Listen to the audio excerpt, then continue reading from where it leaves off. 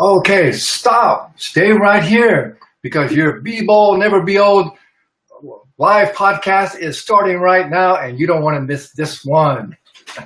Hello, it's Rico Cavaglia, your healthy aging trainer and creator of the Ageless Living lifestyle. And you know, it's my goal and my guest's goal to offer you some of our best insights and tips and inspiration and ideas of how you can really find solutions to those health challenges that you've really been dealing with. Like so many people are dealing with how to lose that excess body fat permanently and how to reduce stress and how to sleep better and get rid of aches and pains and have more energy.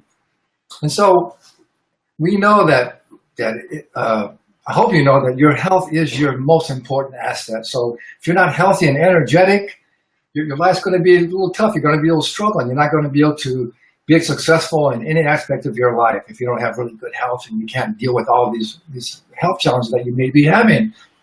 So we really want you to be as successful as possible in all aspects of your life. So we're here to inspire you to take control of your health and hopefully have some good solutions for you. So today, my guest her name is Deborah Atkinson. So Deborah, thanks so much for being here. I want to welcome you here. Thanks so much. Thanks for having me. You're the coolest thing I've done all day. It's like 99 yeah. Oh, I forgot. Where do you live? I'm in Boulder, and it's more heat than we're used to. Yeah. We're having it here in SoCal too, but I heard it's really bad there in Colorado, I guess. Yeah, definitely. But you're in the mountains, so it can't be that bad up that high, is it? You know, today it is. It's you know, when that sun is out and you don't know, there's no humidity. I'm from the Midwest. I'm so used to sweating, you know, and you don't. Yeah. That's how you cool off, right? Yeah. Right. Well, I'm fortunate to live right near the beach here in San Diego, so it's only about 75 right here. But, you know, you just go like 10 miles inland, it's like 95, you know. So that's pretty hot anyway. Okay, so I'm going to introduce Deborah. She has a really impressive bio here, so I got to read this here. Deborah Atkinson is flipping 50 and changing the way thousands of women think about the second half of their life. She's the host of Flipping 50 TV show and the Flipping 50 podcast. As a master personal trainer, strength and wellness coach with over 30 years in the fitness industry experience, she works with women who are pro-aging with vitality and energy. She's an international fitness presenter for the International Council on Active Aging, on IDEA, CanFit Pro, and NSCA. And she's the author of hundreds of articles and 4 books, including You Still Got It, Girl. That's a great title. The After 50 Fitness Formula for Women, Navigating Fitness After 50, and your GPS for choosing programs and professionals you can trust. Really all nice titles. And Deborah is a frequent speaker for women's groups and corporations. She's a frequent contributor to IDEA and NSCA, as well as Huffington Post and ShareCare, Prime Women, and LivingBetter50.com. So I could go on and on, but I think that's probably good enough. So I just have to say this. So flipping 50, is that like flipping houses? You know, you find you find women that need to be remodeled, and you remodel them, and then they send them off. No, it's a little bit more like a hand gesture, but I don't know you well enough. Oh, I see. Oh, gosh. You know, I didn't even think of that. You know, I have a lot of friends. 50% of them think of that immediately. The other 50% not so much. Well, I guess I'm just above those kind of things. You are totally above it all. I don't even think. I was thinking about because so much about the flipping houses these days. I hear it all the time. It is a lot like that. I mean, it's really like raising the glass ceiling about our expectations. You know, I think we're in it. We are right here, and we're going to change the expectations of the way that people age. We're not willing to settle. And, you know, the people that come after us getting older, I'm jealous, right? I mean, they're going to age so much better and differently than we do. But it's a great time to be getting older. It really is. No question. I feel exactly the same way. If we go back to be 20 and know what we know now, we live at least another 100 years, right? And no question about it. And I like what you said about, that's exactly what I think and teach as well, is we got to help people raise their expectations of what's possible. Yeah. That's the real key, isn't it? That's really the key. It's all about the mindset. So what I'd like to do is have you tell us a little bit about your story and your journey and how you got into all this. Wow. Okay. So the dirt, right? This is like. No, just how did you decide to become a fitness How much professional? time do we have? Yeah. So, I actually got started being a fitness professional in a roundabout way. So I was going to be a graphic designer. And this was after I decided I could not be the next Jane Goodall because my idea of camping was the Marriott. So Yeah, that was not going to work. that's not going to work. Right. So I was a graphic design student for my first 2 years of college. But this was, 30 years ago. And everybody that I worked with in graphic design smoked and drank and stayed up all night to work on projects. And, I was just getting into fitness. And I was just really, for the first time in my life, doing it because I enjoyed it. I had been involved in sports in high school, but wasn't a standout, wasn't a star. And I was there for the social, with my friends, and I did it, but I wasn't loving it. Mm-hmm. And, when I first started walking, it was with my mom, ironically. And, then I went on a jog, and then I started running, and you know how it happens. And so I flirted for a little bit in physical education in college, and then continued to do graphic design. And long story short, physical education won. And so I stayed in kinesiology and had great instructors who made me say, I want to make other people feel this way. This is, and not about just what I look like and the physical, but the way it empowers every other component of your life. Yes. You're a better mom, you're a better dad, you're a better employee or a better boss, or, you like life better, and there's more. That's what I wanted to do and to give people. So that's how I got started. But how did I get started? Flipping 50. Of course, everything evolves around us. We get interested in the things we're interested in. Mm-hmm. But at the time I was 49, I kind of parked safety and security, and we'd had a lot of success in the Midwest in personal training and growing businesses when the economy was really poor. And I would say in the Midwest, we were in a really conservative environment, and we did really, really well. And I said, if we can do it here, we can do it here now. We need to package this system up and help other people. So I, took off to do some more digital work, and really felt like to talk to fitness professionals, I needed to keep my hand in working with customers, working with the people that I coach. And the other selfish reason was that's where the reward is, right? So I really enjoy working with people, whether it's virtually like this with clients or face-to-face with them. It's absolutely the most rewarding piece of the whole, fitness industry piece of things. So I continued to do that, and really providing programs that aren't there for midlife women who are not quite ready to slow down, but yet do have some aches and pains and hormone changes that change the game and the need to change the strategy. Yes. So it's been a ride, but I've spent a lot more time behind a desk. So that's been a great learning experience, and really understanding my client better, because even in fitness, Rico, we're spending more time behind our computers more, right? Well, unfortunately, I'm sure you've heard that term that sitting's the new smoking, right? I actually wrote a little article about that, and it's so bad for you, not just because it makes you stiff and bad posture and all those things, but it actually really affects your metabolism and your hormonal system, and it is as bad as smoking. So we really got to help people to realize that. So I'm constantly reminding myself and the people that I deal with as well to just got to get up and move a little bit, just got to get up. But it's true. All the things that we're trying to do now, reach more people, just like now, it's mostly we're sitting at our computer. So it's kind of I know exactly how you feel. I really like creating all this stuff and doing these things, but I'd much rather be outside doing some exercise, wouldn't you? Right, so much so, yeah. So much so, too. I just want to say, too, I exactly know how you feel. You and I have so much in common, because we've been in the industry about over 30 years, right? And see how it evolved and what I know. So but I remember too. We're pushing 65 with our combined years, right? That's right. So hopefully we got a few things to say, don't we? We do. We do, yeah. I was just going to say, that's how I got started too. When I moved to San Diego in 1980, I just happened to meet one of the very first personal trainer guys, and he said, I'm opening up a studio. So we actually I need some help. I said, okay. And that we had one of the very first modern personal training studios called Fitness by Design.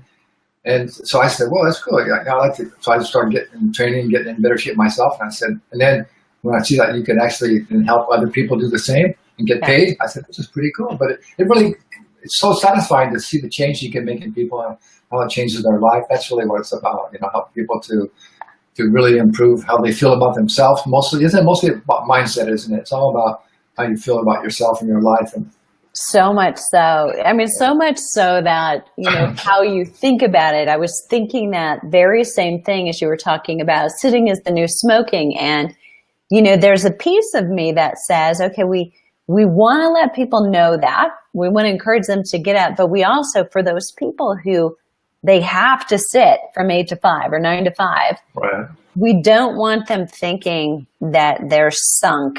So we have to be careful about planting that seed too. So there are things you can do to overcome it. And that I think is, really important, because if you think this job is killing me, sitting here is killing me, it will be true, right? That's right. Your words, what you're putting out there, that's what you create. Yeah, because you're putting it in here. That's the thing. Yes. So if you can think, but I also exercise regularly. I'm watching what I eat. I'm standing several times a day. I'm, using my stand-up desk whenever I can. And if you can say, I'm doing this, this, and this, even though I do have a desk job, quote unquote, you can say, I'm doing pretty good, then that'll help. I was going to say, what I basically try and do is I try to tell people to put a little sign or I'll get a phone thing to remind you, and just don't sit for more than about 30 minutes. Get up and do just a little bit of movement. If you did some back bend, forward bends, so I teach like on your desk, that would be helpful, and just don't sit continually for so many hours. So what kind of tips do you have? What do you tell people? Very similarly. And, our brain actually works in about the same way. We used to think, nighttime, we sleep in cycles of about 90 minutes going through phase 1, 2, 3, 4 of sleep.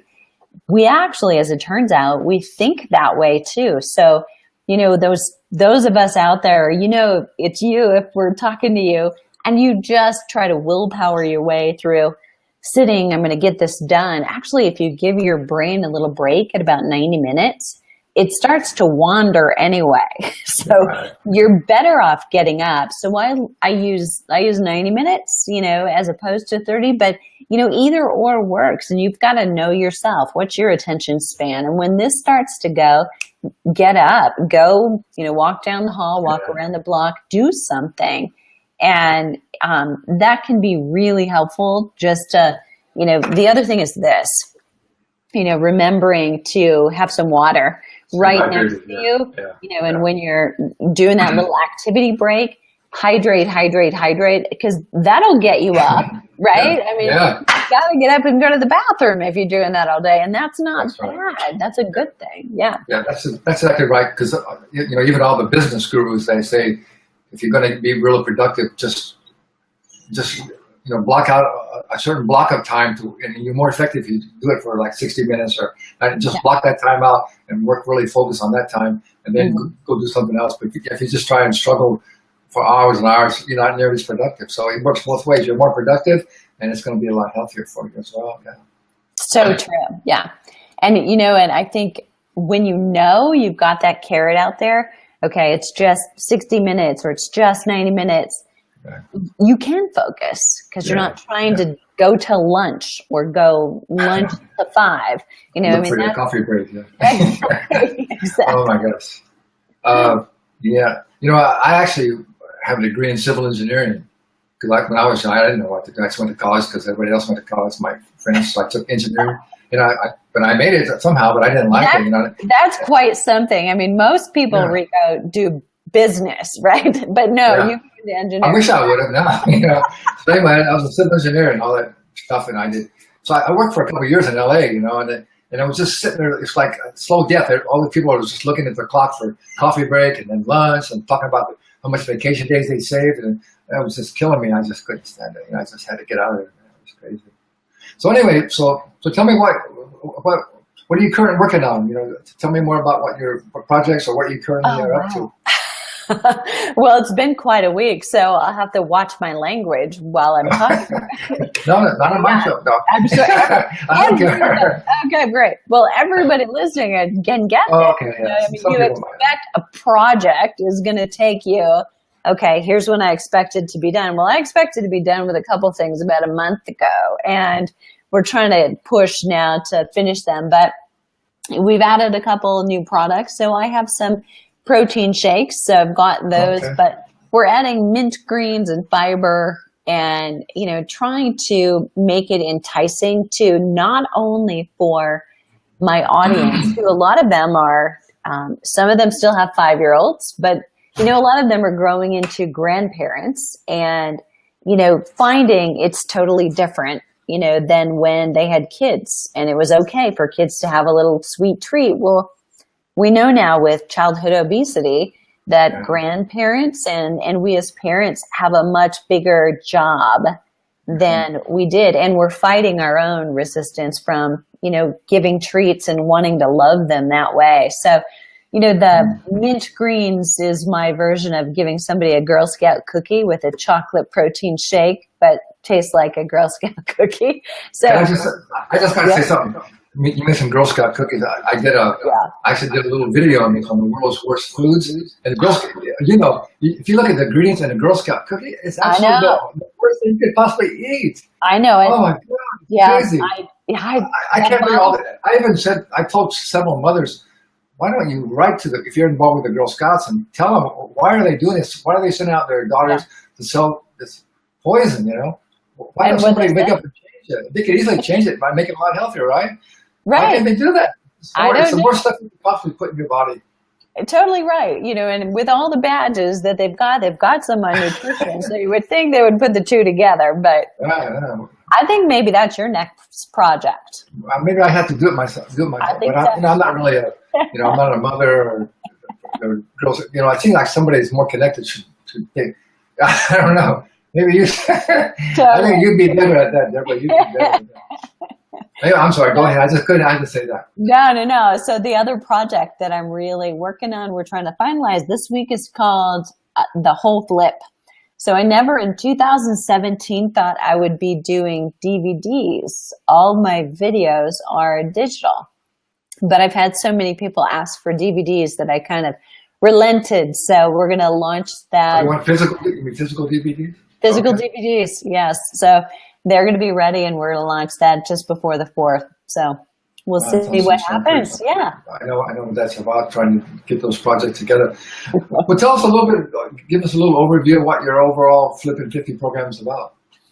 Well, really, it's about women who are going through hormone change that have changed the rules. And there's kind of two kinds of women who go through specifically my programs or find me. And they are either people who have been exercising all along and quote unquote conscious about what they're eating and find it's suddenly not working. What they used to do is just not working anymore.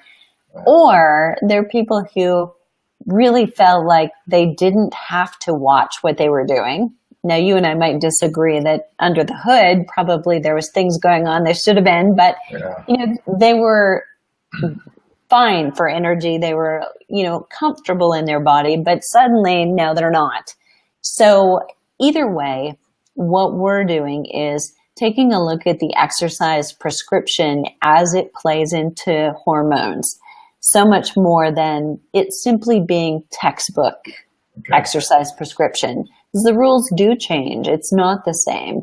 And there are some real specifics as far as time of day you should be exercising more intensely, and time of day when you should reserve it for more relaxing types of exercises to get the best results and feel the best.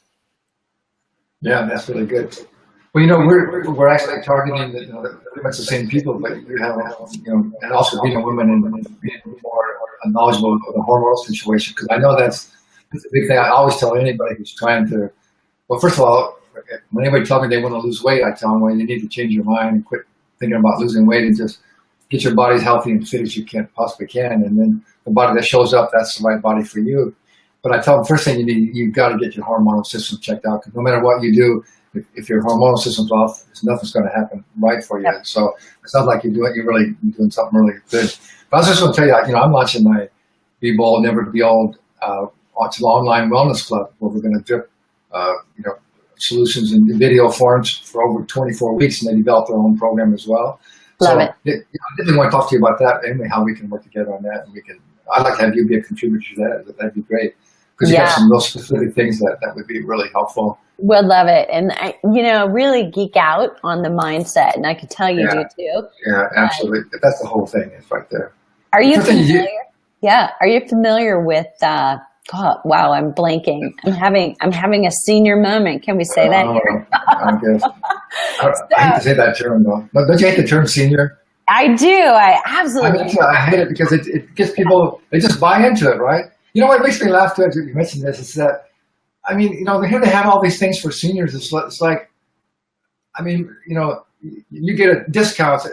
Most people, well, not all, like obviously there's some seniors that are poor and not doing very well, but as we age, and we should be financially in better shape, but all of a sudden you get a certain age, you don't have any friends anymore, you don't have any money, you don't know what to do, you have to go to a senior center. It's just like, I don't know, and people just kind of buy into it, and then they just kind of go down the hill. That's how it is, And now I got to dress this way, and I got to act this way, and it's just driving me nuts. You got to pull those khakis up to your armpits, and you got to go to the Golden Corral at 4 p.m. and wear green pants, and and you got to put the sign in your yard that says "Stay off my grass." I don't know. It's just. I just got to say this. I remember when I turned 60, I started getting these letters, oh, you better start planning for your long-term health care, your assisted living, you better start planning for all this. And I even started getting things from funeral homes, I'm going, nice. No wonder they're so screwed up, because they just kind of buy into it, and that's what's going to happen. And that's what you buy into and believe, that's what you're going to create, right? Probably. That's exactly right. And that's what I was going to say. The author, the researcher is escaping me, but the term she coined is called priming. And some of the research about priming means basically the thoughts that you put in your head, the body comes along for the ride. So it can either work for you or against you. But there's a phenomenal study that was done back before this was even popular. So she was way ahead of her time. She took about 8, and they were celebrities. So she took them and she secured them away at a mansion, and she took care of every part of the environment. And as soon as they got off the bus, they were in their 70s. And at that point, 70 was not the new 40, right? They were already, slumped over. They had poor posture. They were using canes, potentially not walking well. They got off the bus looking like that. And from that moment on, they said, okay, you're responsible for everything. So you have to take your suitcase to your room yourself. You unpack, and some of them were bad enough. It was one shirt at a time, but then everything they were surrounded with in this environment, it was the music from when they had been in their 30s. It was periodicals, newspapers, magazines from that time. The movies that they were able to watch were from that era. So they were asked to talk about it as if they were in present tense back in that time when they felt amazing, good, thriving young adults. Well, after the study was over, the panel that had assessed them before and after said, they actually, not just the intangibles of, they're standing up taller, their posture is better, but actually their eyesight has improved. Their hearing had improved. because of the thought process that they were submerged in. It matters. Right. Yeah. I heard about that stuff too. That's so amazing. Yeah. Well, the way that works is because, we know from quantum physics, everything in the universe is just impulses of energy, right? Right. Even our thoughts, our beliefs, our thoughts, our words are energy too. Yeah. So whatever you're thinking, whatever you're saying, that you're putting that energy out there, and it's connecting with all the other energies, and it's just like that's what the law of attraction is. You put that out there, that's what's going to show back up in your life, and so it's so important. Your belief system is so important. So that's the first thing I know you were saying. That's what we got to teach people. You got to change your belief about your expectations and what's possible for you. And the funny thing for me, I always say is, since we can believe anything we want, right? I mean, we have the option to believe whatever we want. We can choose our thoughts. We can believe whatever we want.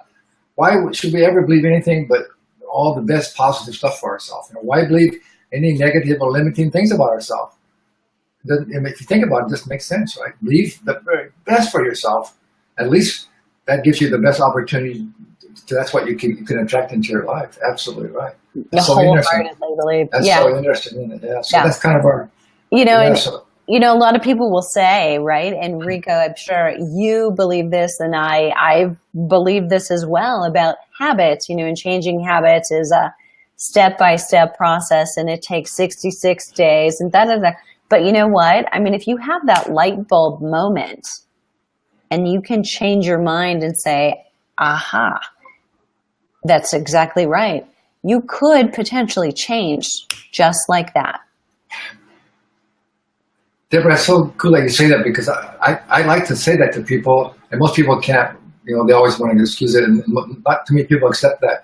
But I'm saying that, anytime you're telling people, whatever's bothering them, if they're still living in the past, what happened to them in the past, and that's still, all the psychology and psychiatry, where we got to go back to the past, and we got to go through this and work through all that stuff. I say, no, you don't. I mean, right now, if you're confident, you're right now, if you realize that what happened in the past has no bearing at all of what you can think and be in this very moment, you could actually just do it. Like you said, right now, you could change the way you think and then change the person. You could do it. And if you resist, that's just another limiting belief, right? If you still say, well, but you don't know what happened to me, and I had this experience. So what? That's gone. Right now, you could choose what you want to be right now, right? That's just what you said. That's so cool. So true. I mean, we're either in the car and we're looking out the front window, or we're looking out the back window at roadkill. Yeah. Right? I'm sure you've heard that thing too. That's why we have the rear view mirror is this small and the windshield is this big. Right, exactly. That's so true. I mean, all these things, I think you probably find the same way, Deborah, as I do. Is for me, life, even though we choose change, we go through transitions, and obviously, you can't stay quite as strong and as vibrant when you're 20 years old, right? But you don't need to. But what really inspires me more and makes me more excited about life is like you said, those light bulbs. The more and more I just keep having more and more insights, right? You go, wow, it makes you feel so good when you just start to really understand what life's all about in your body and all these things. That's what stimulates me, because I just keep on. It seems to me like I'm learning more now than I ever have. And that's what stimulates me. Yeah. I think you probably feel the same. That's a big piece of it. I think, that you have something constantly to look forward to, and that you're feeding your brain in order to convince yourself or tell yourself that, yes, I'm still getting better. Yeah. I'm getting better. Yeah. Always. Better. You don't have to be necessarily, well, that's just judgment anyway, what's better, but physically, obviously, we are going to age. We're going. I make the distinction between aging and being old. Because all these things about anti-aging, I say that's the wrong terminology, right? Because aging, the definition of aging means to become fully mature, to reach your full potential, like fine aged wine. So that's good, right? But old means to be worn out, used up, unexcited about your life, unable to care for yourself. So I say. It should be. I have anti-growing old strategies, not anti-aging. Right. No, I like the term pro-aging as opposed to anti. I actually haven't heard that before. That's a good one, pro-aging. Yeah, pro-aging is where it's at. So, well, Well, tell me, so what would you say that your really main mission is right now? What you really want to teach and get out there and accomplish? I have this, there's a lot of research, talking about, as far as hormones go, about doing less exercise, making it count more. That's been a big message of mine. And yet I know I can't ignore those people out there, maybe listeners those who love exercise. So, I'm one of those people. And I also think there's a dance with the joy factor. So I think each of us, we can apply all the science we want to, and then we have to go with our gut and our heart, and we've got to connect all of them, and you've got to find your sweet spot. So I'm actually doing a little experiment this year. So I have been, for the last couple of years, really pulled back, doing a lot less exercise, a little bit more high intensity exercise, and then some long, slow, but much less of it, and doing a lot of strength training. Definitely emphasize keeping that lean muscle mass to fend off fat. And we all know bone density is super important. But I'm doing an experiment because I have a passion for long endurance exercise. It's, something I love. So what I'm doing is I'm hormone testing I'm going to do an Ironman in November, and I'm going to test hormones after and look at, can I want to hear about that. Yeah, can we manipulate so that we're, not doing the tons and tons of volume, but can I shift and do a little bit more high intensity training and do less volume so it's more hormone appropriate and not just wearing us out, fatiguing and adrenal threat, but it's a better way to do it, smarter way to exercise. And, and I want to see what happens and report it. Now I might find that it's terrible for hormones, but, because there's that joy factor, and I'm drawn to it. I'm really interested to see what will happen.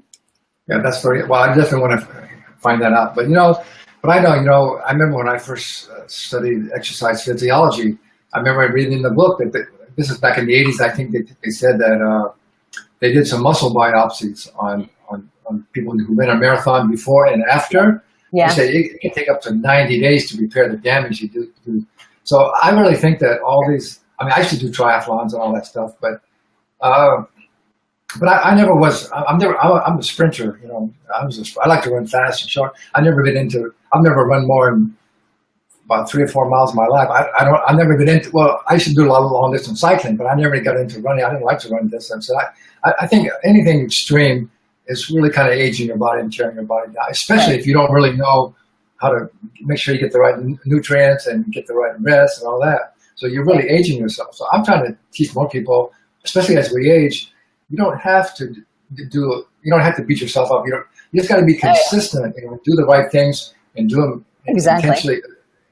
But you can do less. You don't have to go out and jog and run. But to me, jogging is kind of a waste of time, I think, for most people. Yeah. But you're still pretty young. But you're like only 50s. You're here in 50. Yeah, I'm only 53. Yeah. Wow. See, unfortunately, I can't believe I'm 75.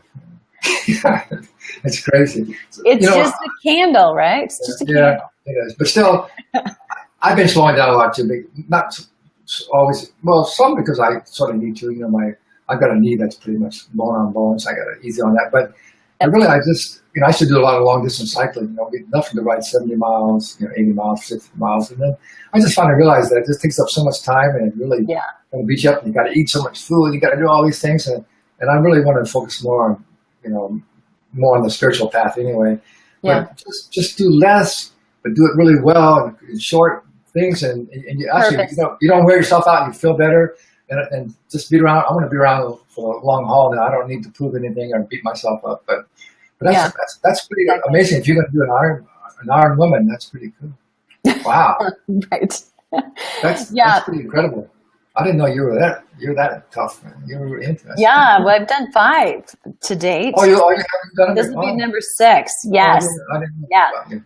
Wow. But it's been a couple of years, so it's really been, since I've discovered, definitely, right? It's purpose and, going through a huge life change, switching, living in terms of going from one state to the next, shifting completely what I did for business, changing relationships, changing everything, about 8 major life changes when I was 49. So, I learned the hard way that about 20 minutes a day kept me in the same shape and condition, same body fat, same weight, but more energy than long, slow distance did. So just exactly what you're describing. It's true at any age. If you're 40, it's probably true of you too. But there is that. I'm now in Boulder, Colorado. Huge difference. So we're talking about priming, right? Coming from the Midwest, there's definitely a more conservative attitude and a more of a settling for what happens when you age, as opposed to in Boulder, Colorado, people move here to retire, really what I would call to rewire, right? They're just ready to, I want to have fun. I'm going to be active. And the natural environment here is to do a lot every day and be active, and not necessarily extreme exercise, but there are those athletes here as well. Totally. Training at high altitude. Right. So, yep, elite athletes. And this is, the triathlon mecca of the world right here. But, it's more the age groupers, what we call them, people who are simply participating because they love it and they're wanting to be active in their lives. And we see it in 60-year-olds, 70-year-olds, and 80-year-olds. There's no age limit here. So it's definitely about priming, and getting to, what do you want to do? How do you feel? How young do you feel? What's going on? And, when we stop, I think that's important to ask, what makes you spontaneously smile? What do you look forward to? What are those activities? And that's what you should be doing more of. Absolutely. I think the bottom line is, we really want to feel well, both mentally and physically, right? That's what it comes down to. So we just have to determine, what that is for you as an individual, and then just get educated on the things that we have to offer people and see what works for you, and just take what really can work for you. I got to ask you this. I got to ask you this. Okay, as I wanted to get into doing more triathlons when I was doing it back when I was in my 50s too. And but I've never been a good swimmer, and I never really liked swimming all that much. I like to go diving in the ocean and do things like that. But for long distance swim, to train to swim in a pool, I could never get into it. And so whenever I swim in the ocean, I use fins, right? But they won't let you use fins in triathlons, and I can't swim from the ground without fins. So I used to take this case. Look, when we run, we wear running shoes, right? When we cycle, we have cycling shoes. So why can't we have swimming shoes when we swim? That makes sense to me. And everybody goes, oh. Everybody could use them. What's the difference? Doesn't that make sense? It does kind of make sense. If everybody could do it. But you can wear a wetsuit. That would help your buoyancy. It's the fins that really help me to stay up. And I can swim so fairly good with fins. Without fins, I'm not a good swimmer at all. Some of us carry a little bit more body fat, and so we have an advantage. Yeah, I know. Yeah, see, in those days I had about 9% body fat. I just never have been a really good swimmer, but I never really wanted to train for swimming, so it kind of left me out of there anyway. Well, we're already about 40 minutes, but you okay with a little bit more? You okay with a little bit more? I'm great, yeah. I know you are great. You absolutely are. Yes, you are. I agree with that. So, well, let's talk about this, because it's kind of what I've made the theme of this, of the people I want to interview in the podcast too, is I want to, aside from talking about what all they're doing and we'll talk more about that too, what you want to get people to, if you want to urge people to do or come and see you or connect with you. But I want to ask you about this, because, as you know very well, being a trainer too, is that we always wonder, because what we know really, how much better you feel when you exercise regularly and you get fit and get in good shape, and when you eat healthy food. And we know, and most everybody knows all the benefits. It's a long list, right? So why do people have such a hard time sticking with a healthy eating and exercise program? So I want to get your ideas of what keeps you motivated, what keeps you for doing that, and then what some tips you have for people to help them just to stick? Because a lot of people have tried, right? And tried the and tried the exercise for a while, and then they just lose it and drop out. So, what do you got to say about that? I think that's probably the $1 million question. Yeah, that's like, wow, okay. It's like the essay question on the final exam that you never want to get. Because if I knew the answer to that, I think you and I would both be surfing at the beach and we would not be here. But yeah. So here's what comes up a lot with the women I work with. So what I experience is that it's almost immediately apparent when women come into my programs and they put up brick walls. They create obstacles almost right away. And instead of deciding to get in 100% and commit to the program, it is, I'm going to try it. And I'm a big believer that, like priming and what your mindset is, if you're trying it, we're screwed. I mean, try is a word we got to get rid of, right? Try and would and should and all that, yeah. Now, we might all we're on the track and trying to get to the same place, feeling good. We might all have different speeds that we get there. Not everybody's, internal biochemistry or their genetics, whatever their life experience to this point is going to take them at the same speed to that goal that they want to get to. But we're only ever doomed if we quit. So it's all data. It's information. I mean, as long as you get on a path and you're really careful, you're journaling or you're documenting, depending on who you are, that you're connecting the dots between what it is you're doing exercise-wise, your lifestyle habits or your nutrition, and the results you're getting. How are you feeling? How are you sleeping? How's your energy? How hungry? How thirsty?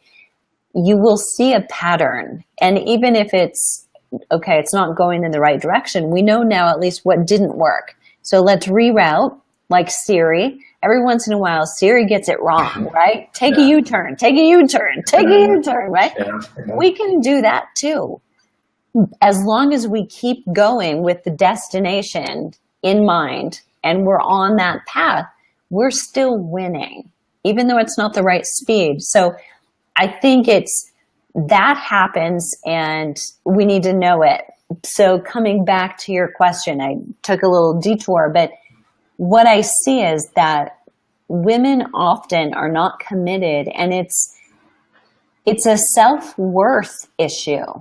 Yeah. It's a willingness to commit to me. And they would give anything to someone else that they loved, or to friends, or whoever it might be, serving others. But to put themselves first, they often will put work in the way, or they'll put children in the way. And I mean that respectfully, but I'm talking about adult children who can fix their own dinner, you know what I mean? And it's not that there's a baby who's helpless and has to have them. So it's, self-care and putting themselves first is a really hard thing for women. And not that it's not for some men, but I really find it in women to be a little bit harder. They've been so used to other people first before themselves. Yeah. And I think that's a big one. Isn't that I think that's sort of that's one of the factors I think they found in women with breast cancer, is that they've always gave to everybody else and never got to really realize their dreams or be their self or be able to express what they really wanted to do in their life because they had to take care of other people. I think I've heard that's a big factor in a lot of women with breast cancer. I believe that, and I also think that at least now, maybe in the last 5 years or 10, that we're in a different time, and everything in moderation is just not going to work anymore. I think we're exposed to too much toxicity, in our air, in the food we eat. Even though we may be trying to eat as well as possible, the soil is not as high quality as it was.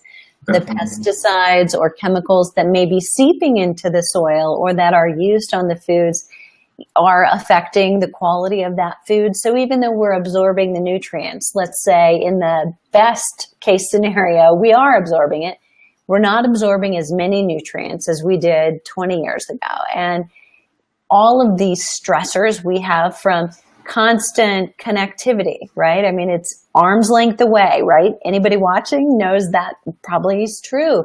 EMFs, And all of that changes the game. And I don't think we can say anymore everything in moderation. I'm concerned about, our children, and giving them treats, I mean, can they really take the sugar that we had as children, right. Because they're so much more exposed to technology than we ever were. It's going to be very different going forward. So I think we really have to pick and choose and know when we're taking risks and really define what's healthy for me and make sure we get to the 80 or 90% done correctly and then have a little wiggle room. But 10%, off the beaten path is very different than everything in moderation, which I think is kind of standing on the 50-yard line, right? I just want to say something about that, and then I want to get back to what we can tell people what can really help them to realize that they need, how important it is to stick with this and how it so affects their life. But I used to have one of my main mentors in nutrition was she was a naturopathic physician here in San Diego, and she told me, she says, Rico, it's strange that when people come to me sick, I can get older people well quicker than I can get young kids, because at least a lot of the older people, at least they had some good nutrition and some better health conditions when they were younger. But these kids that grew up on junk food and already just with on computers and screens and not playing as much and being outside, when they get sick, because they don't have any stores of good nutrients in their body ever in their whole life, very hard to get well. I remember she saying that. So that's why really my concern too is, and not only nutrition, but just that so many more and more kids, they just are just totally, they got to be with some sort of stimulation, it's music or screens, or just video games, and they don't know how to even be by themselves or be quiet or really appreciate being out in nature. And I don't know, I don't know what's going to happen either. It's just kind of a tough situation. It is, isn't it? So. It's a very tough situation. I'll have to tell you a story. So my son, I hope, will never watch this, so I'm throwing him under the bus a little bit. So I moved out to Boulder, Colorado from the Midwest, from Iowa. My son was still in college in Iowa, and he came out for one Christmas, on a semester break. And, he was really concerned, like, what will we do? Yeah. like in the mountains where there are ski resorts all over. And, because I don't have very good internet reception, right? I'm in the mountains. Like, what would we do? I'm like, I think we'll think of something. We'll be okay. Yeah, that's great. That's just, have you seen that? There's a commercial I saw. I forget what it's for now, but it might have been for a phone company. But the guy had his son, or I think it was a daughter, maybe it was a son, like about, I don't know, 12 or something, and they were out looking at the gazing at the stars. He says, I'll just say Johnny actually looked away from his phone for a whole 2 minutes or something like that. He got him off his phone. It's just like, oh my gosh. I got to take this too. What really got me on this one time was, this is quite a while ago when cell phones just got really popular. And one day we're walking on the street here in PB, on Pacific Beach, and I looked over, and there's these 5 young teenage girls, like friends, all out walking down the street. And every single one of them was talking on the phone to somebody else, Somebody else. I just go, oh, this is, it's just, I don't know, man. Yeah, totally get that. Yes, Yeah. I gave a speech, I think, the semester my son went to school. And I was referring to the last lunch that we had together as we were dropping him off. And, then his dad and I were going to leave. And, I portrayed it as it was the last lunch, it was the last sub sandwich, and it was the last time I was going to see the top of his head while he was texting at lunch. The whole room was full of women at an American Heart Association meeting, and they all roared. I mean, they got it. It's just, that is our societal challenge, I think. Okay, so you and I, Deborah, so what do you think that our message should be? What can we do to actually inspire people and help them to really realize that, well, first of all, like what you said before, there's no real failures. People say, well, I tried before, but I didn't get any progress. Everything's just a lesson, and you keep going, and eventually you learn what you need to do to get there. So what do you think our message could really be that we can really help people to realize how important it is to take care of the physical body, and that they will stick with it, Yeah. What do you think? Well, I think in order to overcome that biggest challenge that I was referring to about, women having a hard challenge doing it for themselves. So if you're listening, you're watching, and you're wanting change, but you're struggling with actually making the changes that will get you to the change you want to see and to feel, then admit that you need help and grab a friend. So I think partnering with a buddy and having an accountability partner is a huge piece of it. You've got to be willing to say, this is what I want to do. I am not getting it done. I will be the gum on your shoe if you will be the gum on mine, okay? Or the boots, where. And if not a friend, a lot of us really live in this isolated world because we do our work here online, and we talk here. We're almost as bad as kids because we've learned we need to be to communicate in the business world. Right. So then it's Rico, right? So on this page right here, write down what you're committing to, and just for 7 days in a row, come back and write again. I did it. I did it. I did it. And if you can do 7 days, you may be able then to do the next 7. Yeah.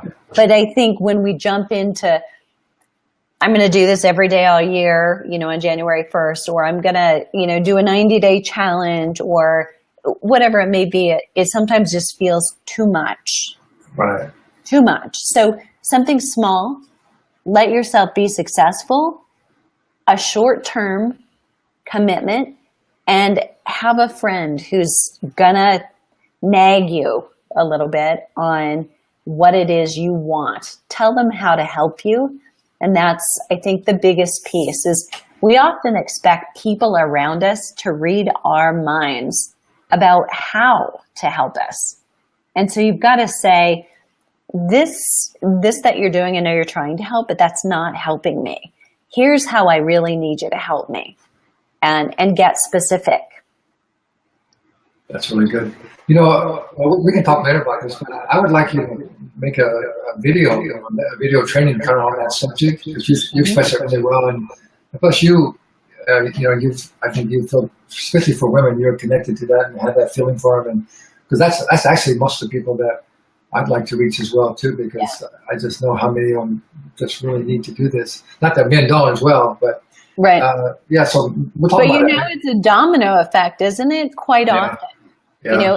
If a woman is doing it, and she's, particularly if she's doing the shopping and the meal prep or planning, which, and I don't mean to be stereotypical, but I do find that even women who are running the boardroom, they're still running the house, quite often. And so if they're doing that, they end up having a domino effect. If it's working for you and people see that, eventually you will have a ripple effect.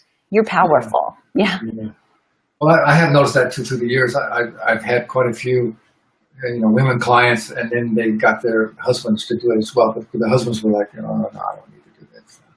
But so I like to talk about that. Maybe we can put together a little training like that, a little video training. I think would be really helpful. I just want to say real quick what I've come up with, but I don't know how effective it is, because it's on the mindset thing. But what I kind of came up with, why people, I think there's people, so many people have disconnect between their physical self and the spiritual self. And actually they're just one and the same, you know. And I think most people have some feeling of spirituality and some belief in some sort of a God and all this and some life hereafter. So, you know, it's my belief and many others, you know, that we're all spiritual beings and we're here with a physical body, right? And we're here for a purpose on this, and that our body is our gift, it's our gift from God, however you want to think of God. And so if you think of it in that way, that your body is your gift and it's your vehicle to do what you're meant to do here on this planet, it makes sense that you want to take the best possible care of it, so you'll have the health and energy, so you can live your purpose and be the best person you can be and make the biggest contribution. So that's the thing I try to get that over. I don't know how effective it is or not, but that's kind of my spin on why people, I think, you know. So I think if you really do feel like your body's a gift, and it's you have a purpose to do, and you need your body to be healthy in order to fulfill that purpose. So maybe that will help to motivate you to take the best care of your physical body. Yeah, absolutely. I love that. I mean, this is your temple. Yeah. Yeah. You've heard the saying, your body is a temple, so don't treat it like a motel. You know? Have you heard that? I've not heard that. Yeah. So there's so many fun, I love sayings too. There's so many fun sayings I love to say. Well, let me ask you this, and I don't want to keep you too much longer. We're almost here an hour, but so what keeps you really motivated to keep really fit and keep training and stay really healthy and energetic? Yeah, it's funny. I know I've answered this really recently, but I think it is just, you know, when you get to the point where you know how good it feels, yeah, you don't want to go back. You don't have to search for that motivation. Right. You just are a motivated person. Yeah. It just becomes a way of life, right? Doesn't it? Exactly. It spills over to everything else that you do. And I think that's the biggest piece for me now. You know, I don't have to remind myself to do it. I don't have to get motivated to do it because, you know, I'm more creative when I do it. I can handle stressors. I'm more resilient. You know, I think we've all, I hope, right, moved beyond that time when we think, you know, don't avoid stress. Don't have any stress. I mean, well, if you have a meaningful life, you're gonna have stress, right? It's just a part of the deal. Yeah. So I think becoming more resilient, handling it better. We had a tragedy in our family, and Sunday will be a year actually. And you know, in our family, if nobody's bleeding and nobody's dying, it's not a big deal. And you know, I think if you can get to that, hopefully not because you've had a tragedy, but because you're resilient, because you've taken care of yourself with physical exercise, with the right food. And, you know, that serves your mindset, I think, and your spirituality. For a lot of people, it's very connected. Yeah, there's no question. I mean, it serves you in every way possible, you know. It is sort of survival of the fittest, right? Mentally and physically. True.